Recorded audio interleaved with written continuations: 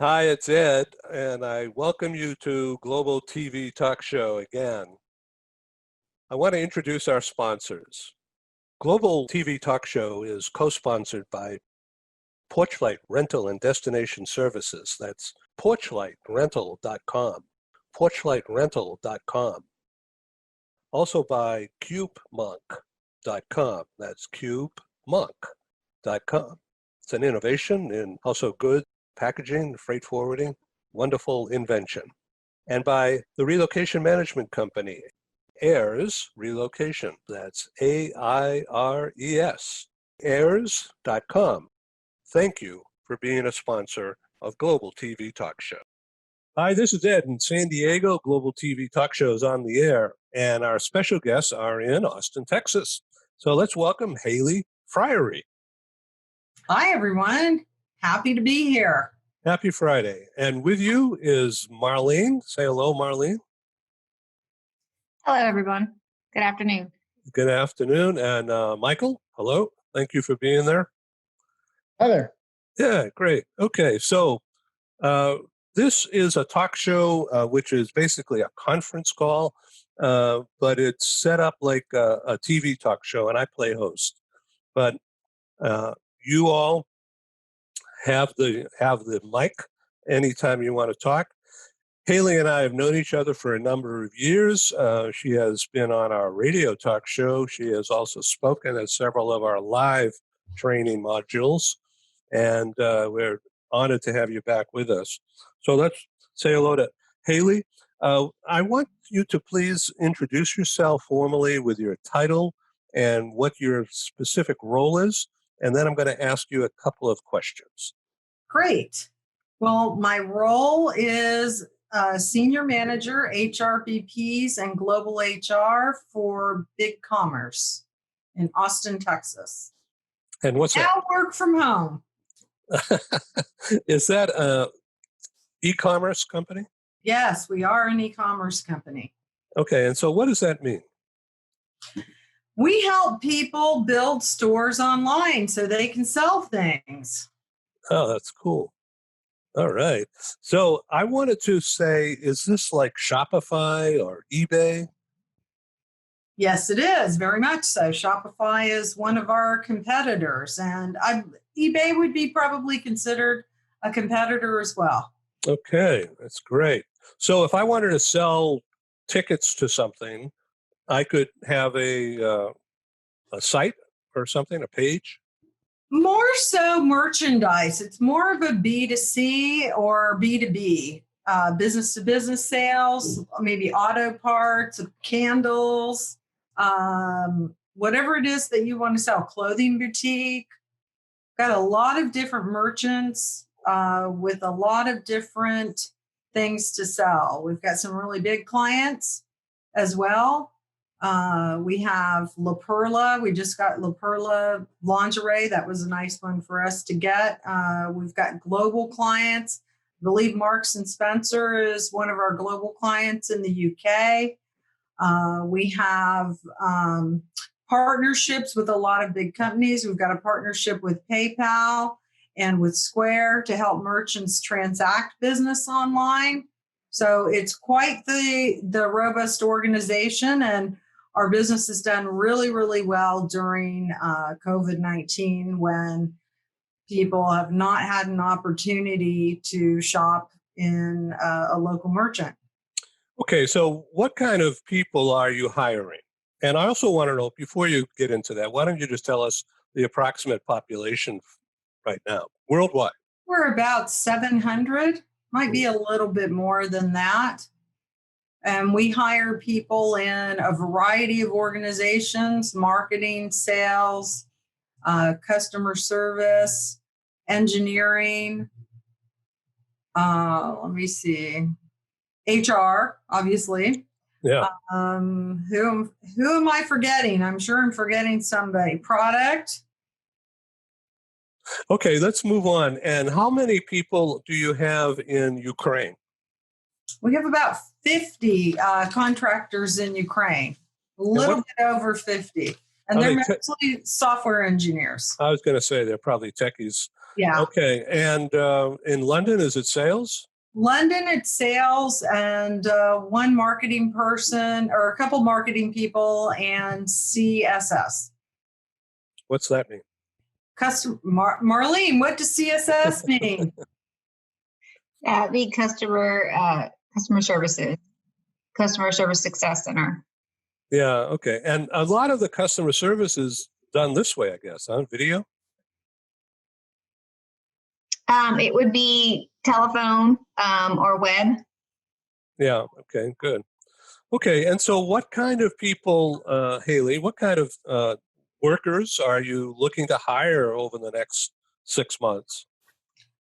I believe we're hiring people in just about every organization. I just looked at our rec count and we have almost 50 openings right now. So, with unemployment in the U.S. seemingly skyrocketing, it seems like that you have your pick of the litter. I would think so. Yes, I think that we do have a good, we've got a good brand. We've got a growing company. We have a great culture.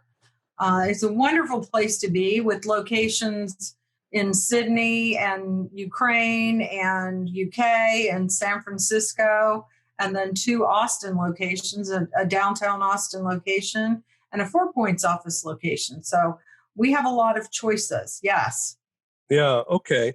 So, hello to you, Andrew. Say hello.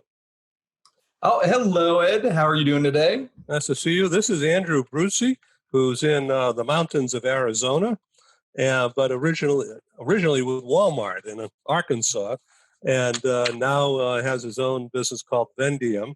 He has been on a couple of our shows recently, and thank you for coming back.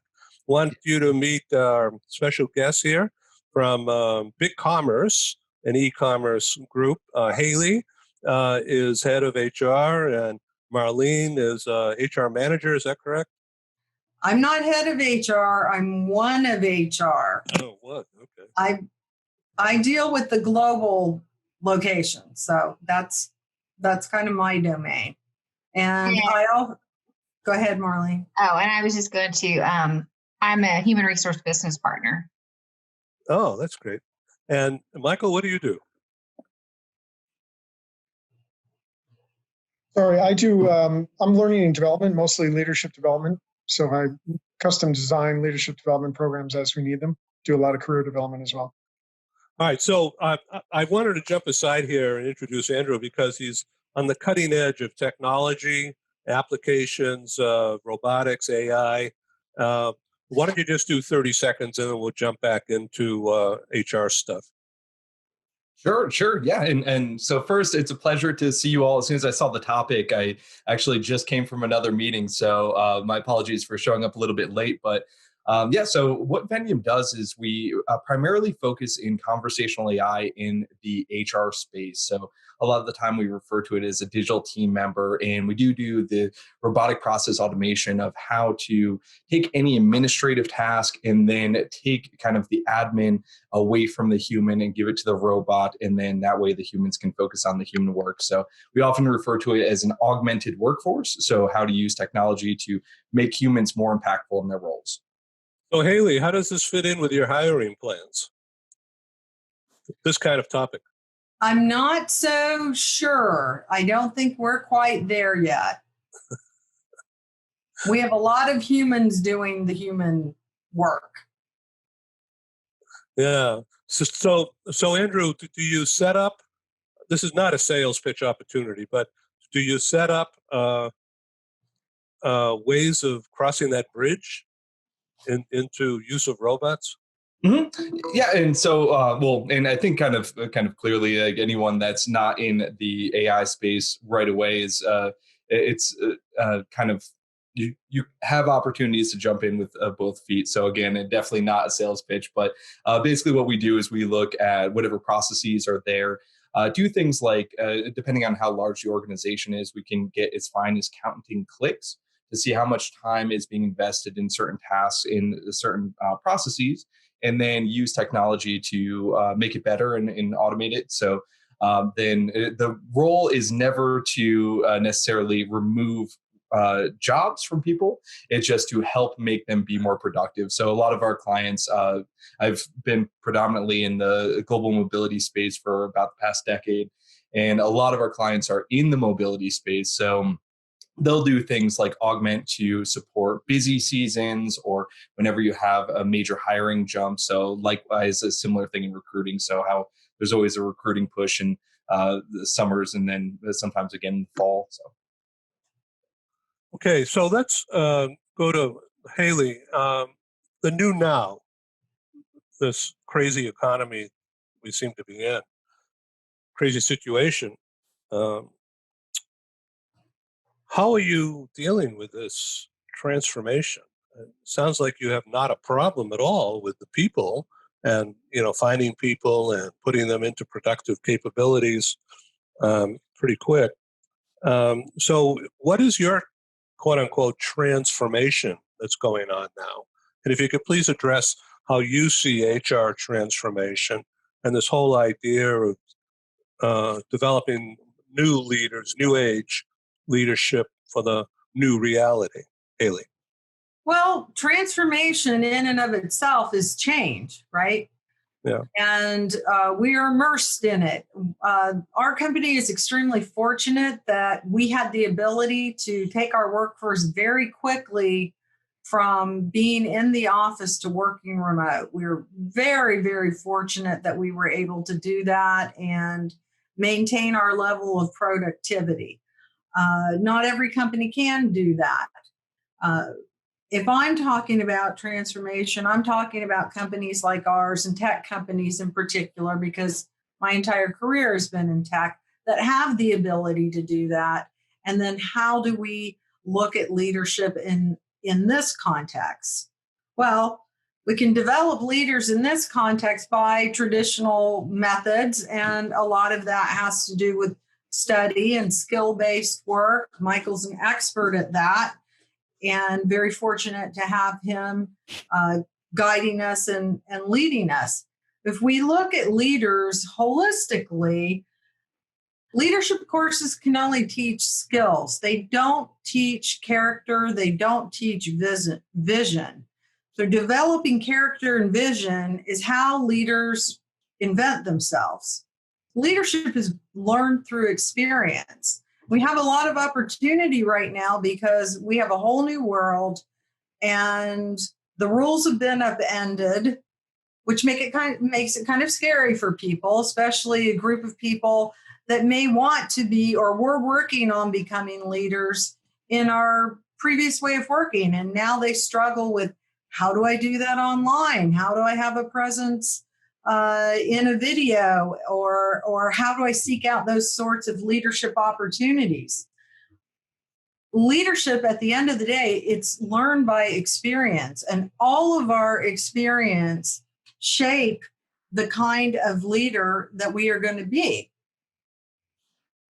So It doesn't really change that much, right? You still have an opportunity to become a leader, even in this sort of climate.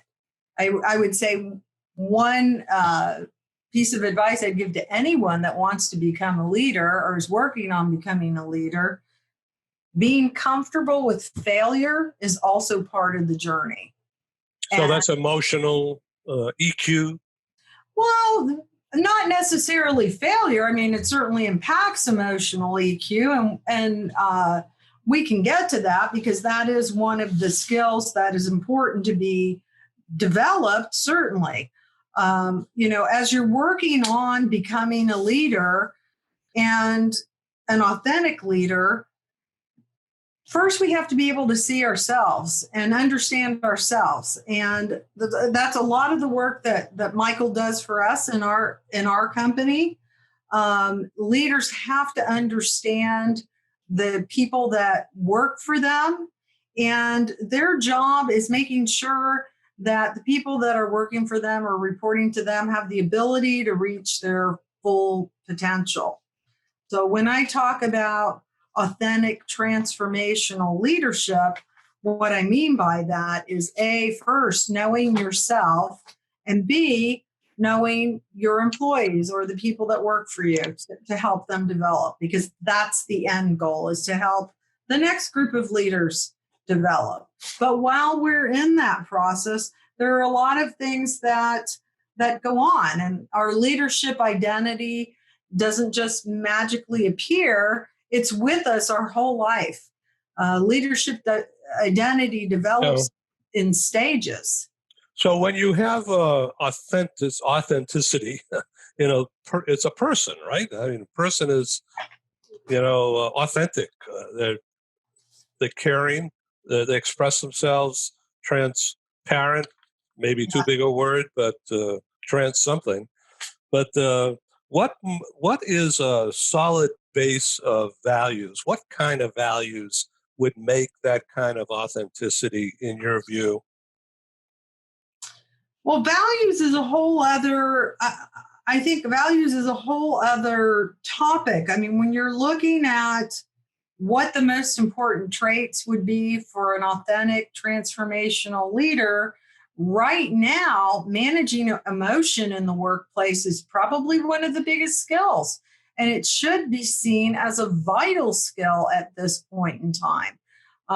We have so much going on with the social movements and the pandemic, and working from home when people have children that are out of school. So the ability, A, to manage your own emotions, and B, to help manage your employees' emotions must be seen as a vital skill in leadership development right now. When you talk about EQ, to me, the most important skill to develop for a leader is self-awareness. And that means obviously your strengths and your weaknesses. However, it's more than that. It's understanding where your blind spots are and how those blind spots may hurt your own productivity, or may need to be developed in a different way. I think that some of the other skills that are important to develop for a leader are self-efficacy or self-confidence. The more that you practice leadership, the more that you have success with leadership, the better you do at it. It's kind of funny that way.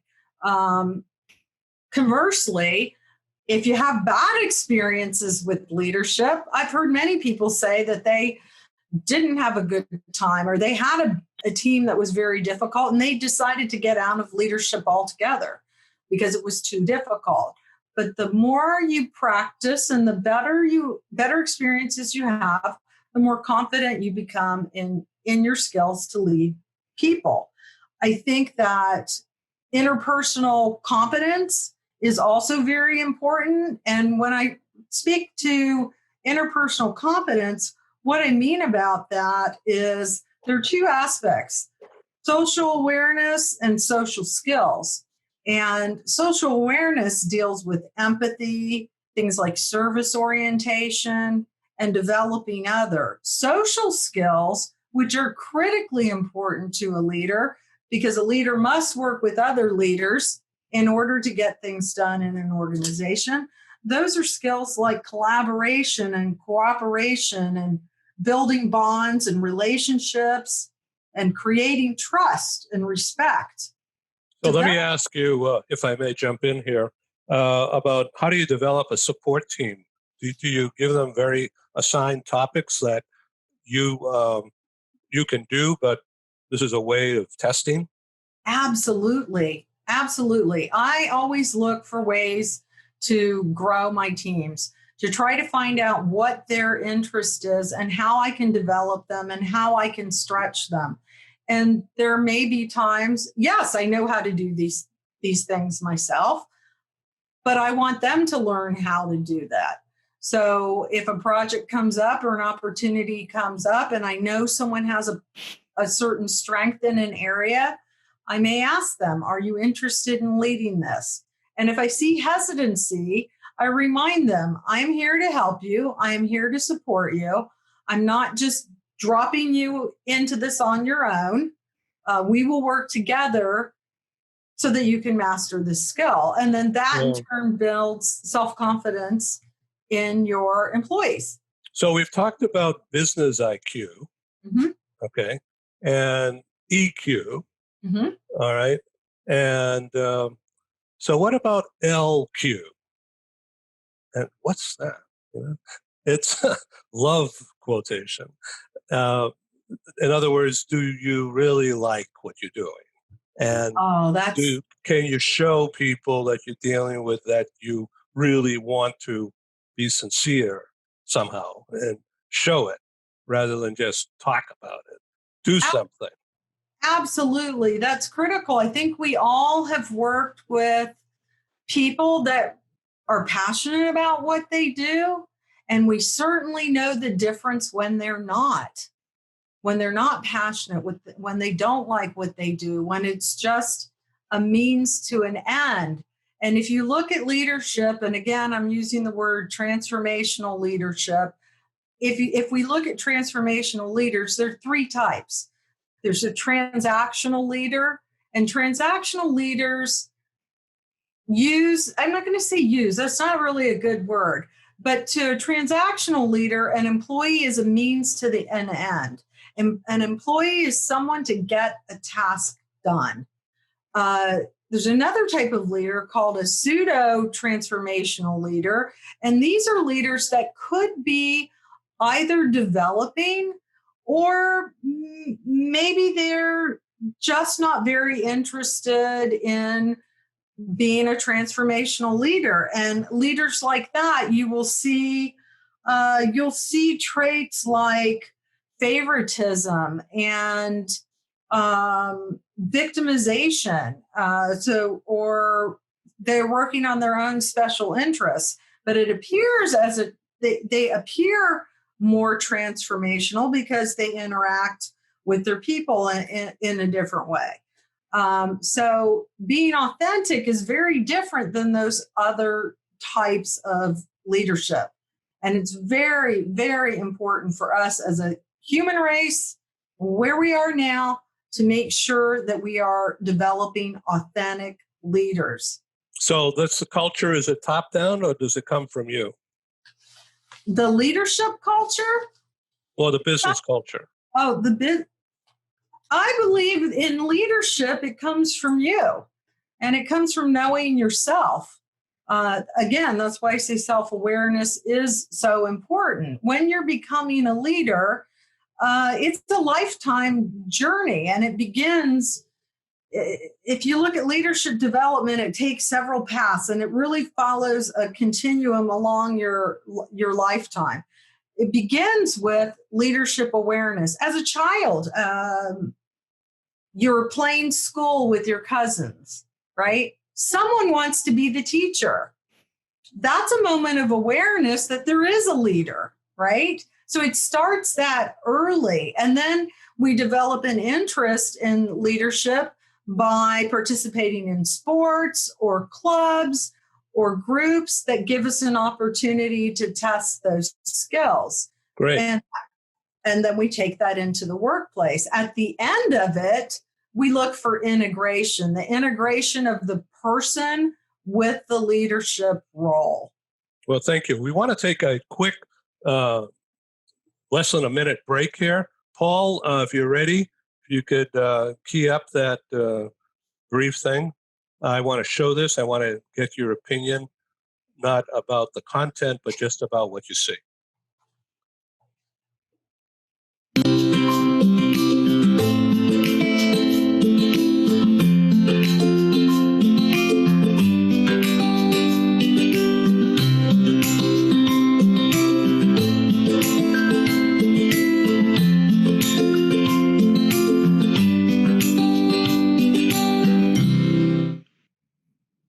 Thank you.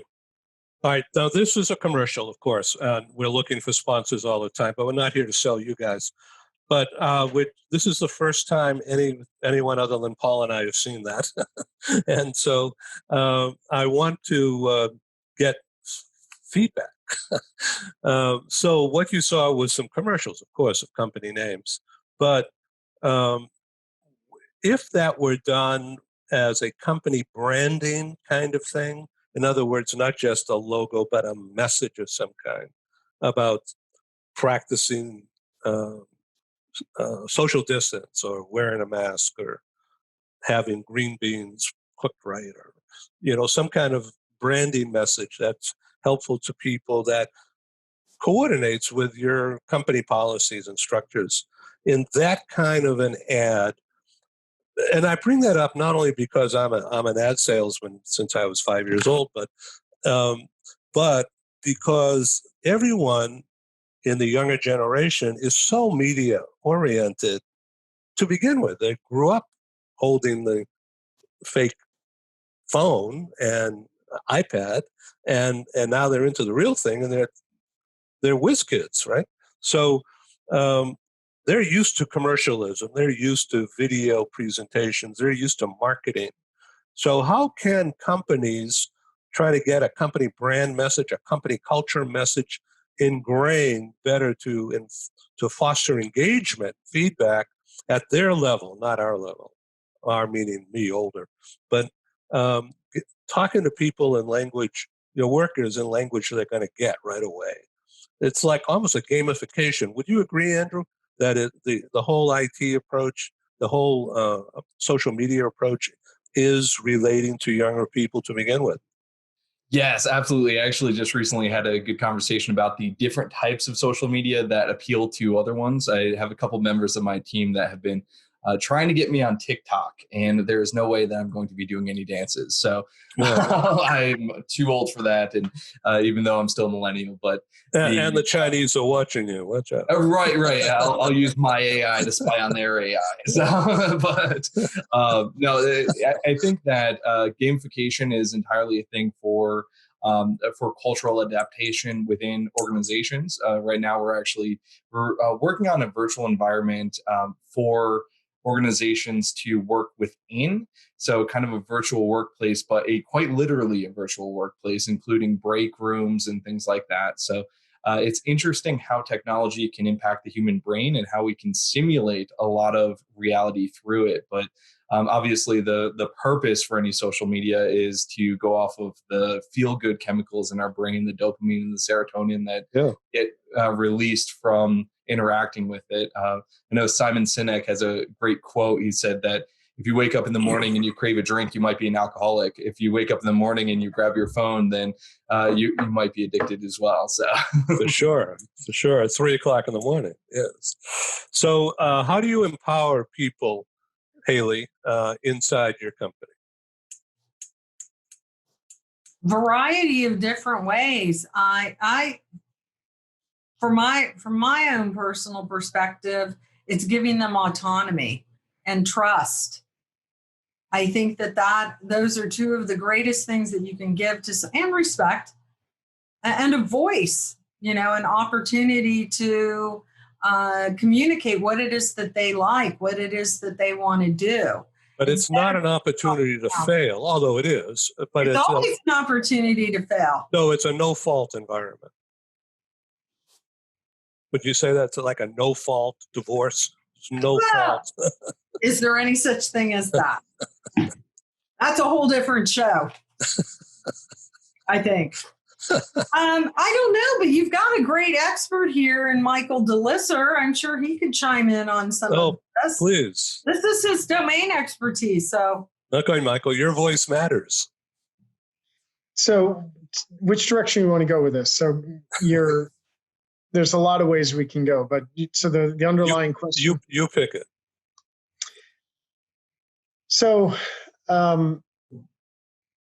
if we're talking about how to, did you say motivate people? Is that what you said? Yeah, empower, engage, communicate, engagement. Yeah. So for me, I mean, the major thing to do is if you're going to, and one of the things that we do at our organization is we emphasize learning agility, which is the ability to draw lessons from your day-to-day experiences and take those lessons and apply them in first-time situations. So, when you talk about developing yourself as a leader, your first most important skill for me is that ability to draw lessons out of every experience you have so that you can find a way to make that experience be useful that when you get thrown into a situation like coronavirus or whatever else might be happening, where you're drawing lessons from your every minute of every day. So whatever we can do to help people stop and reflect on what they're working on and draw the lessons out of that and figure out how do you take those lessons and apply them in a way that allows you to be better in the other things you're doing. That's one of the most important things for me is constantly making people feel like they're in a development mode. And it's those day-to-day experiences. You don't get much out of an experience if you just experience it and don't reflect on it and take the lessons out of it. So if you really want to motivate, and get people feeling like they're developing and growing, for me, the most important thing you can do is stop, get them to reflect on what they drew out of the experience and figure out how do you apply that and use it in different contexts. That to me is more motivating than anything else because people feel like they're constantly growing on a daily basis and they're being able to use that to deal with first-time situations. So, Marlene, during this COVID crisis, a lot of everybody working from home, or more and more people anyway, working from anywhere. How do you handle engagement? For me, in my role as I support my organizations, it's being very engaged and very connected with them and just being more visible. We were an organization that I would say were really butts in seat in an office environment, and it was a quick and amazing transformation to be able to move to working remotely very quickly and very successfully. So the way I look at that in my role is that I'm definitely even more visible than I was before, and I'm reaching out and having those regular connections. And just to promote what my role is, what I'm here to do for the business and my whole team for that matter. Good. Thank you for this. As you could tell, this is not rehearsed, and I like to call it organized chaos, but thank you for participating in this approach. Can I add one other thing real quick? Marlene Please. said something I thought about, and it's really key, is particularly with all the things going on, the external challenges that we're all facing.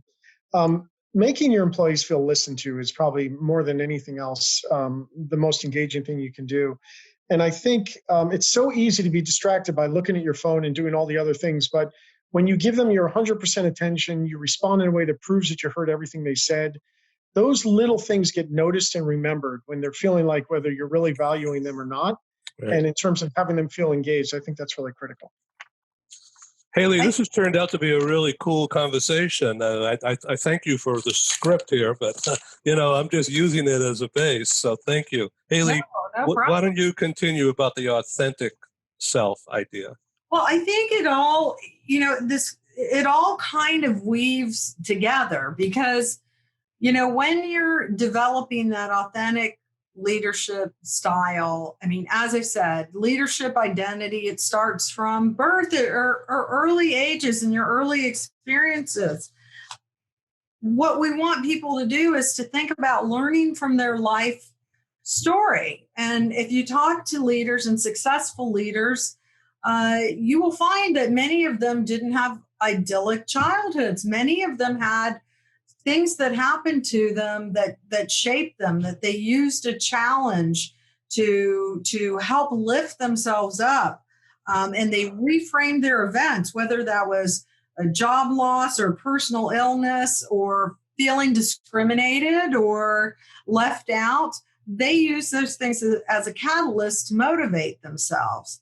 And then the next thing that I think is important is, again, know your authentic self, know who you are. And that takes courage and it takes work to be vulnerable and to examine your experiences, the good and the bad, and figure out how they shaped you and what you can do better. And then the next thing you can do is listen to feedback. Oh, that's so important.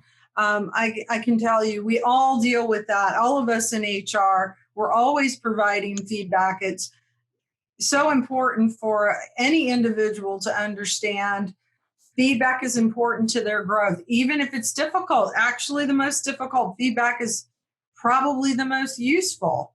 And then to have a solid base of values, know what you value yourself. What is important to you?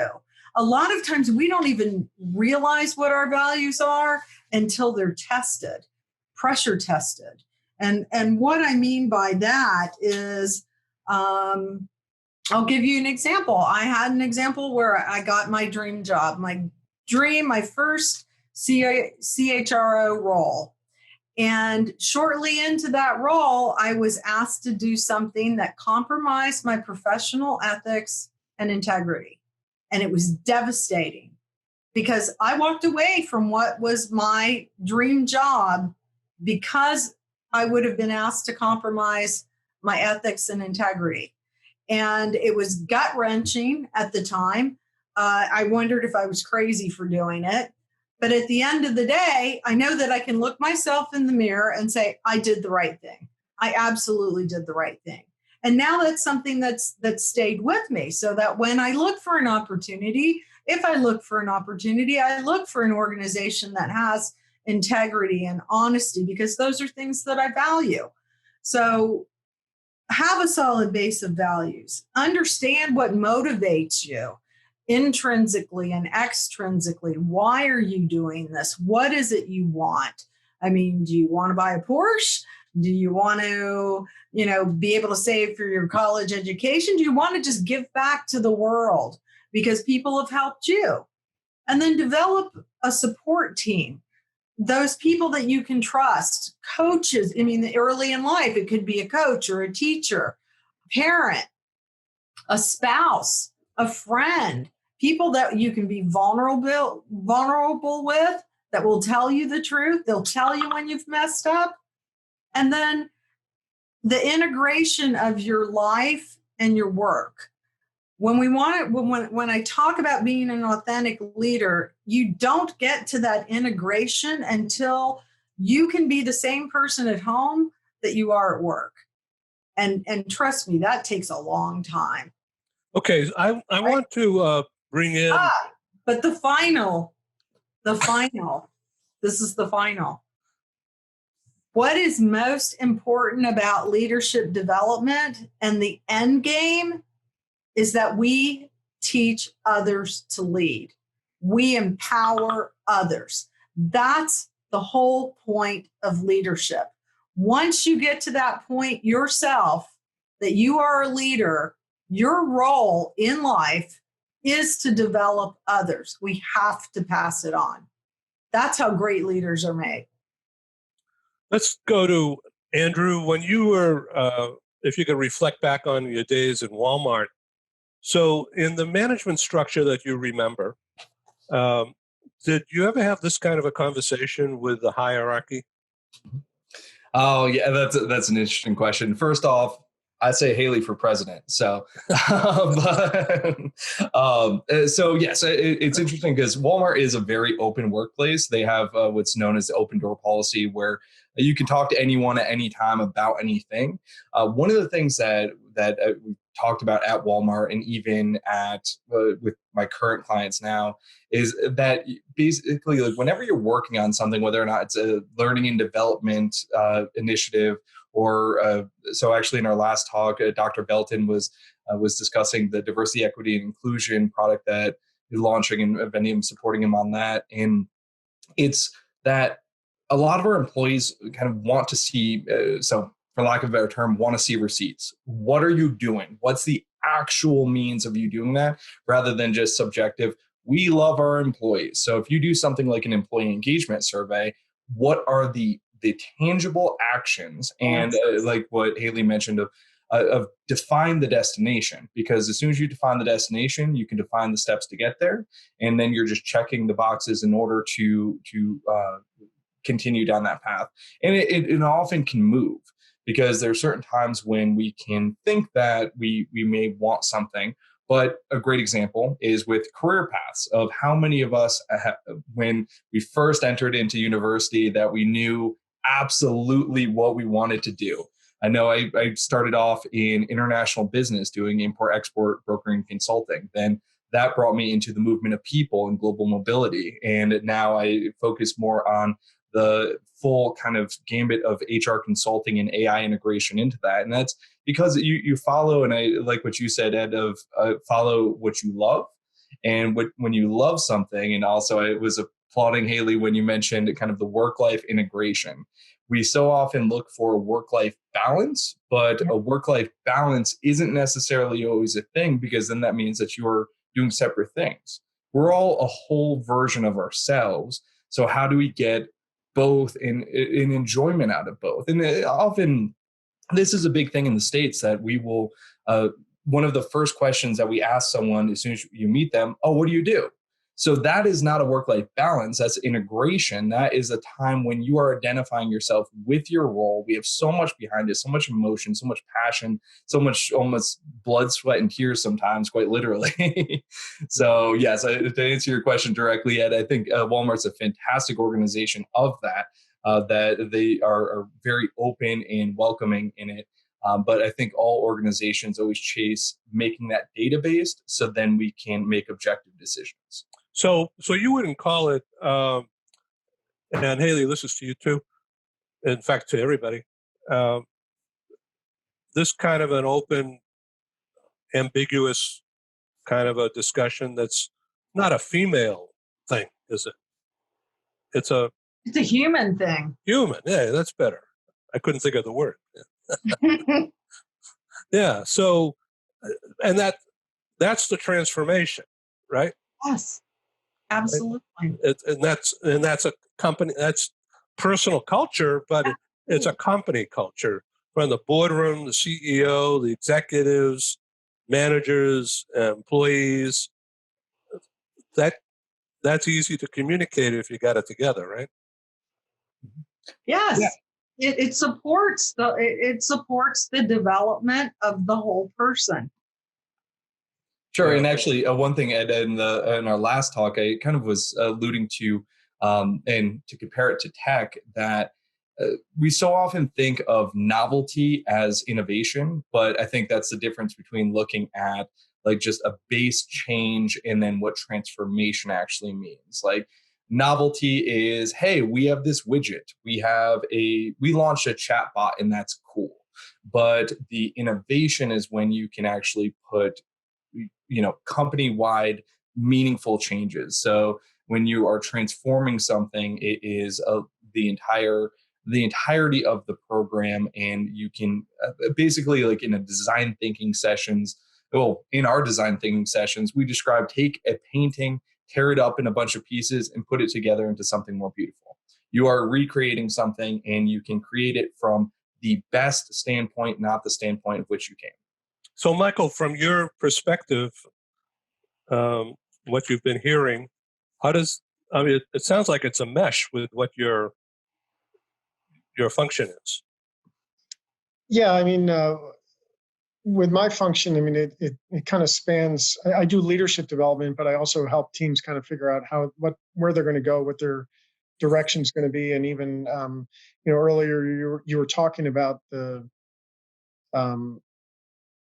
values and all. It all kind of comes together. It's interesting when you look at in change, for example, when you're looking at changes happening.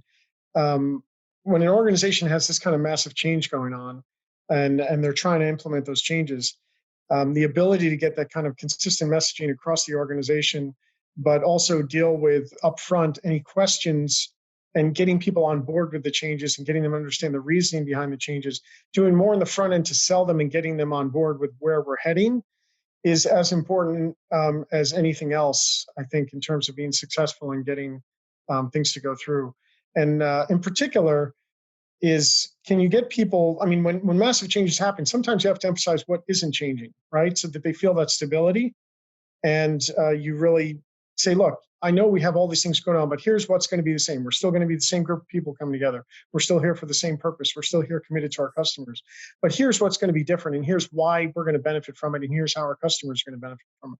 But it's that whole ability to blend the stability with the reasoning and value for change that gets people kind of behind what you're doing. Thank you. Marlene, would you like to comment? Yeah, I think that it also goes into what Michael just said. Employees need to understand the why behind change. And with absent of that, they're going to fill that in with their own explanation of why we're doing things. So that just goes back to organizations that really model that transparency and open communication. Back to Haley's point about values, that's definitely a driver for me personally. It's important for me that I'm aligned and working for an organization that's aligned with what I feel is important, my own personal HR mantra and philosophies. And so it goes back to all the things we've been talking about on this conversation. They all interconnect, and they all impact an employee's experience with any organization that they work for, but definitely going back to just being as transparent and direct and explaining to them. We all want to understand it, and absent of that information and transparency, employees are left to fill that in with their own explanation of things, and you don't get their buy-in to support the change that we're trying to transform into. Thank you. Haley. I think the one thing that we can't forget in all of this, because this has been a very philosophical conversation, at the end of the day, it's still a business, and the business has to deliver results, right? So by doing these types of things and by treating people with respect and consideration, the companies that are able to do that successfully see the highest results. Absolutely. Thank you so much for coming on Global TV Talk Show. I really appreciate it. This has been my honor and pleasure to have you guys. Thank you again, Andrew. Nice to meet you, Michael. Nice to meet you, Marlene. And great to see you again. And I want to welcome you back. It sounds like it's just a wonderful company. It is. And just a safe place to be. It truly is. So you're really lucky. Yes, thank you. Yeah, thank you. All right. So thanks. Let's say goodbye and have a nice weekend. Ciao. Ciao. It's a pleasure meeting you all. Take care. Thanks. Thank you.